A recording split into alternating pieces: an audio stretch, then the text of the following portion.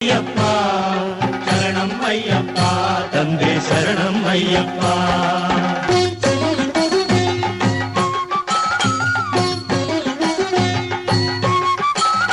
ಕಂಡಾಗ ಅಳುದ ನದಿಯನ್ನು ಕಣ್ಣು ನೀರಲ್ಲಿ ಇಡಲು ಈ ಕಾಲ್ಗಳನ್ನು